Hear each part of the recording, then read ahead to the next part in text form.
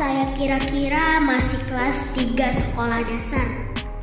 Pada saat itu ada cerita tentang penjual bakso tanpa kepala yang tepat jam 12 malam berkeliaran untuk mencari kepalanya.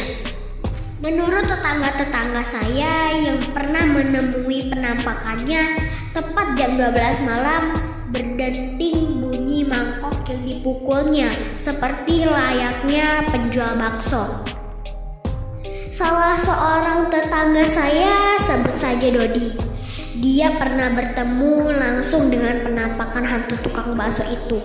Suatu malam, tepat jam 12.30 malam, terdengar suara mangkok dipukul-pukul, menandakan ada pedagang bakso lewat.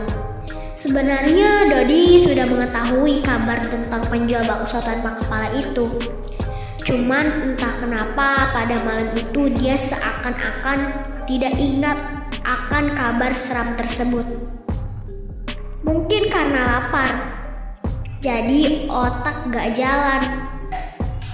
Saat denting mangkoknya tepat di depan rumahnya, dengan kecepatan penuh dia menghampiri tukang bakso itu.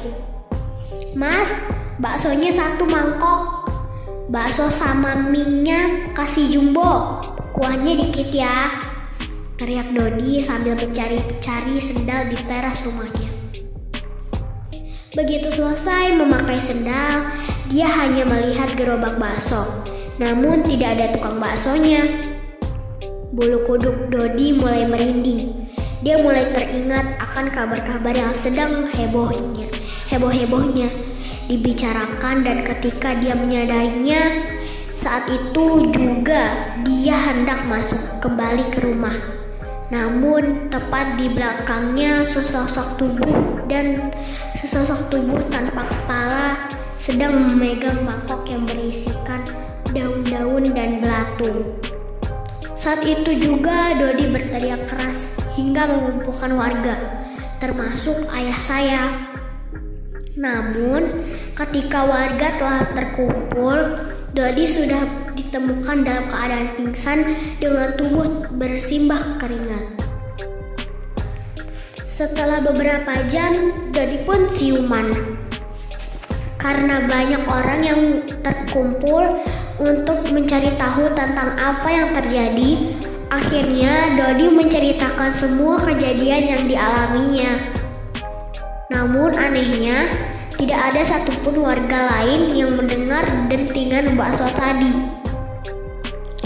Nah, kita kembali ke awal. Mungkin ada yang bertanya-tanya, kenapa bisa jadi ada si tukang bakso tanpa kepala tadi? Oke, saya akan ceritakan sedikit yang saya tahu dan dengar dari sumbernya. Menurut cerita dari tetangga saya, sebut saja Pak Sudirman, dia adalah saksi mata terjadinya pembunuhan tukang bakso tadi. Menurut beliau, tukang bakso itu biasa lewat di gang dekat rumahnya Pak Sudirman. Penjual bakso itu sebenarnya orangnya baik dan ramah. Baksonya pun sudah terkenal enak, ucap Pak Sudirman. Mendengar itu, saya langsung mengorek-ngorek beliau untuk dapat info yang lebih dalam. Suatu hari, kala hari sudah hampir maghrib, jalanan udah sepi. Lewatlah tukang bakso itu. Mungkin mau pulang karena hari sudah gelap. Ketika memasuki gang di dekat rumahnya Pak Sudirman, tukang bakso tersebut dicegat oleh segerombolan preman. Preman itu minta dibikinin bakso. Dibikinkan 4 bakso. Setelah kenyang, preman-preman itu bukannya bayar, tapi malah maksa minta duit. Karena tidak mau menyerahkan semua uang hasil dagangannya, si tukang bakso pun melawan, dan terjadilah perkelahian. Namun karena jumlah preman itu lebih banyak, akhirnya tukang bakso itu tak berdaya. Dia dibunuh dengan kejam, kepalanya dipotong, dan semua uangnya dibawa oleh dibawa lari oleh para pelaku. Warga yang melihat banyak yang hanya diam dan teriak-teriak agar orang terkumpul. Namun karena menjelang maghrib, mungkin lagi pada sholat, jadi hanya sedikit yang keluar menyaksikan kejadian itu.